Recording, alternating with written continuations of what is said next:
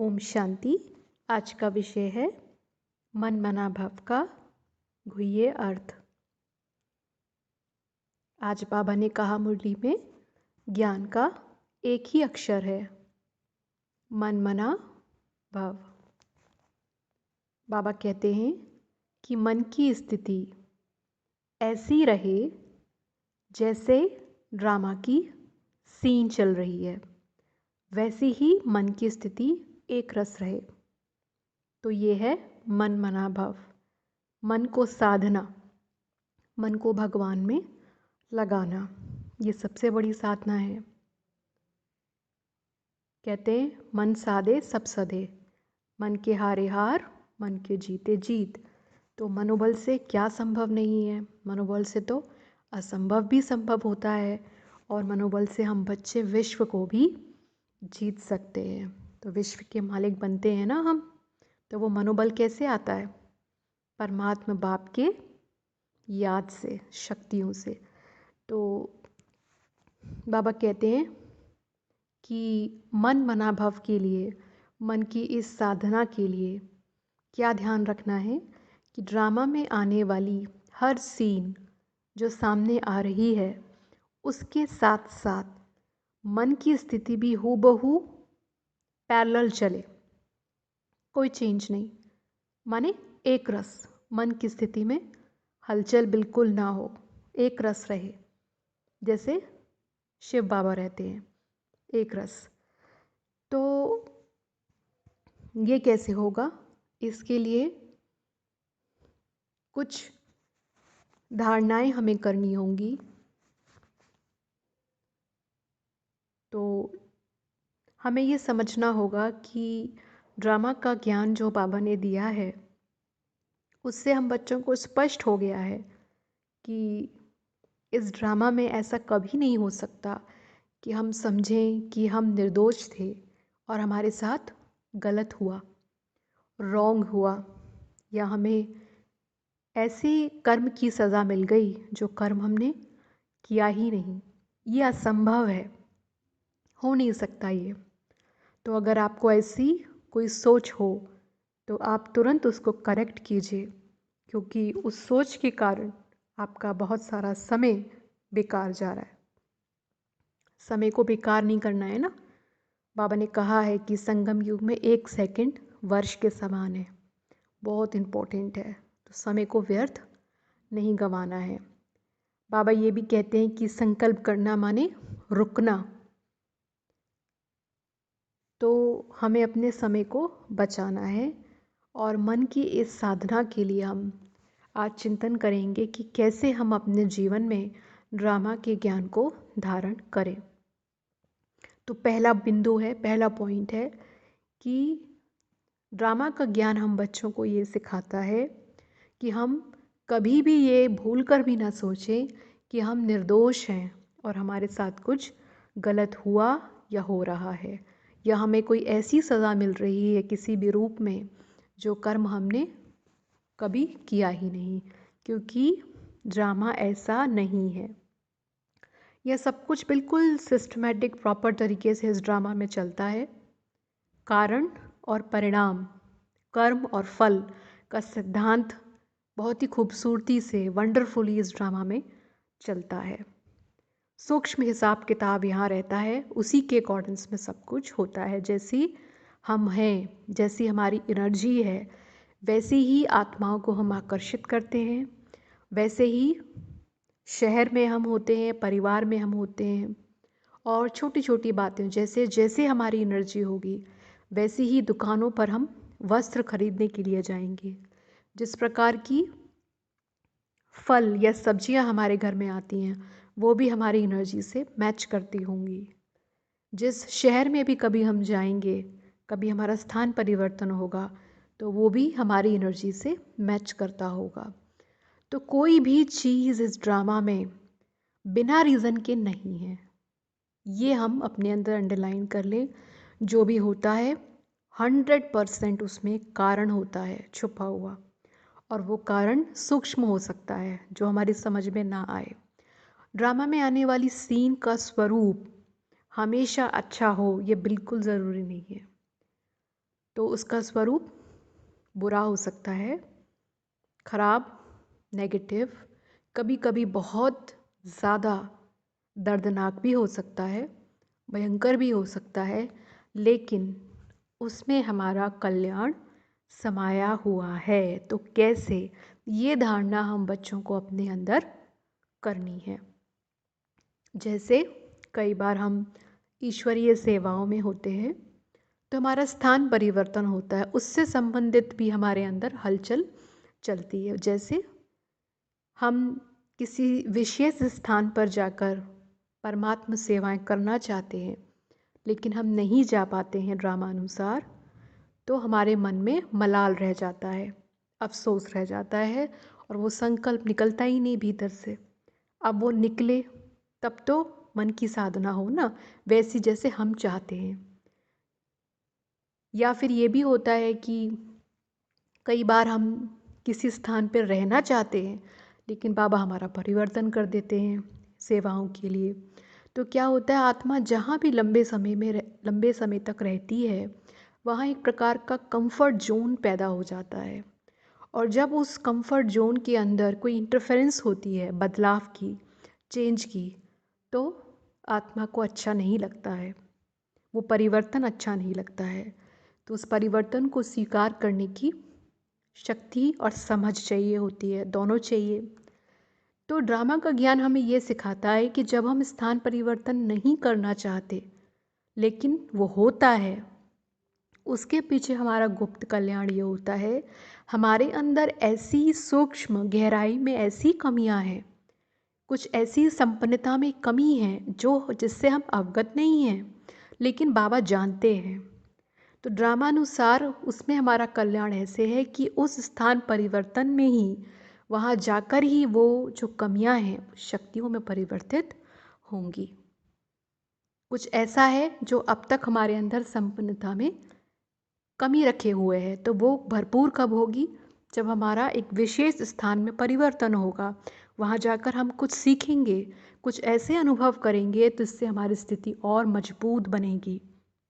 इसी तरह जब हम ये चाहते हैं कि हम किसी विशेष स्थान पर जाएं, लेकिन हम नहीं जा पाते हैं, तो हमें मलाल होता है, दुख होता है दूसरे वाले केस में। तो इसमें हमारा गुप्त कल्याण ये होता है कि भले ही वो स्थान कितना भी अच्छा हो जहाँ हम जाना चाहते हैं, वहाँ जाकर हमारी ग्रोथ नहीं होगी। ये पक्की बात है ड्रामा की, जो हमें समझना चाहिए। कुछ ऐसा हमारा हिसाब किताब है, हमारी ऊर्जा है, एनर्जी की स्टेट है कि उसी स्थान में रहकर हमारा ग्रोथ है, हमारी कल्याण है। यानी परमात्मा जो हमारी संपूर्ण शक्ति को यूज़ करना चाहता है अपनी सेवाओं के लिए, वो वहीं संभव है। और संभव नहीं है, बल्कि हमारा जो सबसे ज़्यादा पोटेंशियल है, जो फुल पोटेंशियल है, वो उसी स्थान पर निकल के आएगा। और जिस स्थान को बहुत अच्छा समझकर हम जहाँ जाना चाह रहे हैं, वहाँ हमारी ग्रोथ रुक जाएगी। इस तरह से हमें समझना चाहिए, हमें विश्वास होना चाहिए ड्रामा के ज्ञान पर, उसकी धारणा हमें करनी चाहिए। क्योंकि जैसे कहा ना बाबा ने कि मन बना भव का गुह्य अर्थ है कि ड्रामा की पटरी पर जो जो सीन आ रही है, मन की स्थिति उसके साथ पैरेलल एक रस चले। इसके बिना योग नहीं लग सकता है, ड्रामा के ज्ञान की समझ के बिना योग सदा नहीं लग सकता, निरंतर नहीं लग सकता। तो ये भी हमको समझना है कि हर जो चीज़ हो रही है उसमें हमारा कल्याण ज़रूरी है। तो ये जो हम क्यों क्यों क्यों क्यों के प्रश्न करते हैं, इससे तो बड़ा नुकसान होता है। तो हलचल से मुक्त रहना, हलचल कब होती है, अपवित्रता के कारण। जैसे बुद्धि में आप गंदे गंदे दृश्य भर लो, बुरे, और मन में बुरे बुरे संकल्प भर लो, और फिर कसर रह जाएगी बुरा खाने की, सब सड़ा गला बासी वो खाना शुरू कर दो, तो क्या होगा, घबराने, आपके अंदर घबराहट आएगी, हलचल आएगी, हड़बड़ी आएगी आपके अंदर। जैसे संकल्प बहुत फास्ट चलेंगे, तेज़ चलेंगे, और संघर्ष, उलझन पैदा होगी मन के अंदर, निर्णय नहीं कर सकेंगे। ये सब किसके कारण, अपवित्रता के कारण। तो ये है मन बुद्धि की सामंजस्य की बात। मन को साधना, अब मन को साधने में हम ये समझें कि मन पे संपूर्ण फोकस ना करें, बुद्धि पे करें। क्योंकि बुद्धि जैसी दृश्य बनाएगा, मन उस वैसे ही संकल्प क्रिएट करने के लिए विवश है। ये लॉ है। तो वो वैसे ही, तो मन के पीछे मत पड़ो, हाय ये मन ऐसा है, मन वैसा है। बुद्धि को आप खुराक दो जो उसको चाहिए, तो मन फिर उसी अकॉर्डेंस में संकल्प चलाएगा। तो बुद्धि में क्या हम भर रहे हैं, ये मायने रखता है, ये बहुत इम्पोर्टेंट है। तो मन की साधना की हम बात कर रहे हैं, तो उसमें हम ये ध्यान रखें कि मन साधना में तब लगता है जब वो खुश होता है। खुशी की बात जैसे बाबा ने आज कही ना, खुशी की खुराक, खुशी, खुश रहना और खुशी सबको देना। तो ये स्वीकार करें हम भीतर से कि खुशी का रास्ता केवल एक है, सर्व प्रति शुभ भावना, शुभकामना, सद्भावना, सबके शुभ चिंतक, वेल विशर। इसके बिना आप सोचो कि आपको खुशी नसीब होगी, ये संभव नहीं है। तो समझें हम शाश्वत सत्य को समझें, लॉ को समझें, स्वीकार कर लें उसे। क्यों नहीं स्वीकार हम कर रहे हैं? हमने कल्प वृक्ष को समझा है ना, जिसका बीज बाबा है, बाबा ने समझाया है। हम सभी अत्यंत गहराई से एक दूसरे के साथ जुड़े हुए हैं, तो जीवन इसी तरह से ही प्रभावित है। जीवन का प्रवाह इस तरह से ही है कि हम एक दूसरे के दुख से, किसी को दुख देकर हम सुखी नहीं हो सकते हैं। ये लॉ नहीं है। किसी को दुख पहुंचाकर, किसी को कष्ट पहुंचाकर हम सुखी नहीं रह सकते हैं। सबके सुख में हमारा सुख है, सबकी खुशी में हमारी खुशी है। तो ये शुभ भावना, ये शुभकामना हमारी मन की खुशी का सबसे बड़ा कारण है। ये समझें, ऐसे नहीं कि हम क्यों इनके लिए अच्छा सोचें, ये तो हमारे लिए ख़राब सोचते हैं। ऐसे नहीं, हमें शुभ चिंतक बनना है। सबके प्रति समान दृष्टि नहीं है, कभी खुशी नहीं मिलेगी आपको। जितना आपके अंदर समान दृष्टि की कमी है, सबको सम्मान देने की कमी है, एक नज़र से देखने की कमी है, उतनी ही दूर खुशी है आपसे। तो मन को सधने के लिए खुशी चाहिए। मन खुश रहना चाहता है ना, तो ये हम ध्यान दें। तो बाबा ने हमें ये ज्ञान बिंदु दिया है ना, तो हम बच्चों ने क्यों नहीं स्वीकारा है? क्योंकि पुरानी पुरानी बातें मन में चलती रहती हैं, जो पहले हमने पढ़ी हैं, सुनी हैं, वो मान्यताएं हमारे भीतर बैठी हुई हैं, तो वो विरोध उत्पन्न करती हैं, बाबा की बातों को मानने नहीं देती हैं। लेकिन हम समझे ना कि बाबा कभी झूठ थोड़ा ना बोलता है। बाबा कौन है? कोई आत्मा है साधारण, सर्वशक्तिमान बाप है। तो उनके जो बोल हैं, उनसे बड़ा सत्य कोई दुनिया में है नहीं है। तो हमें स्वीकार करना है बाबा की बात को। बाबा ने समझाया, बच्चे, मन, बुद्धि, संस्कार तुम्हारी सूक्ष्म शक्तियाँ हैं, तो निहित है तुम्हारे अंदर, इनहेरेंट है। तो स्वीकार करो कि मन मेरा नौकर है। दास, गुलाम, इस शब्द में क्या अर्थ है?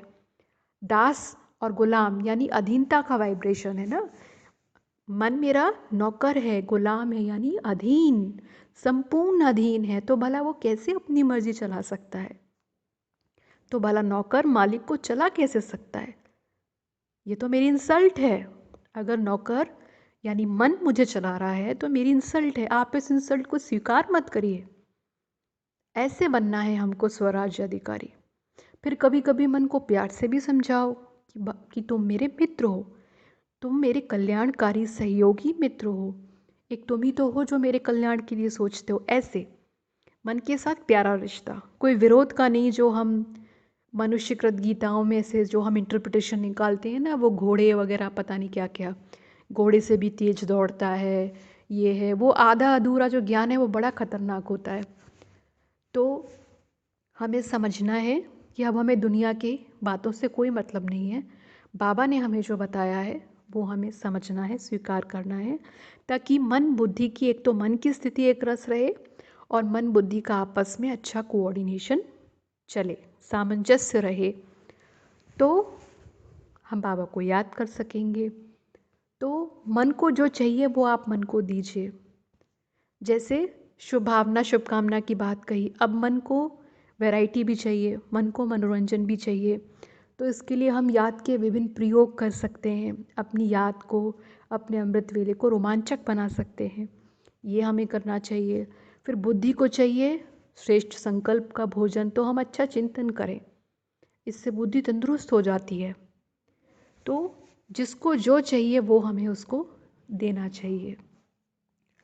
तो हम समझें कि जैसे कर्म की जो फिलॉसफी है उसमें एक छोटी सी लेकिन महत्वपूर्ण बात है, काफ़ी महत्वपूर्ण बात है कि कोई भी कर्म हम करते हैं तो कर्म के स्वरूप का महत्व नहीं है, लेकिन कर्म को करने के पीछे की जो भावना होती है, भाव होता है, उससे फल बनता है। कर्म और कर्म के फल का ड्रामा है ना ये सारा। तो उस वजह से है, जैसे हम कोई ईश्वरीय सेवाएं कर रहे हैं और हमारा मन अशांत है, परेशान है, तो वैसी ही वाइब्रेशन हमारे अंदर से निकलेंगी। और हमारे साथ जो भी आत्मा सहयोगी है, तो उससे हमारी कोई खिटपिट है, अनबन है, या वो हमें सहयोग नहीं कर रहा है, उसके साथ कोई ईगो क्लैश है, हम उससे नाराज़ हैं, ऐसी स्थिति में जब हम उसके लिए अशुभ संकल्प निरंतर कर रहे हैं और फिर हम सारे दिन ईश्वरीय सेवा कर रहे हैं जमकर, 24 घंटा, हम एक सेकंड भी हमने सांस नहीं ली, तो उसका फल कितना निकलेगा आप ये सोचो।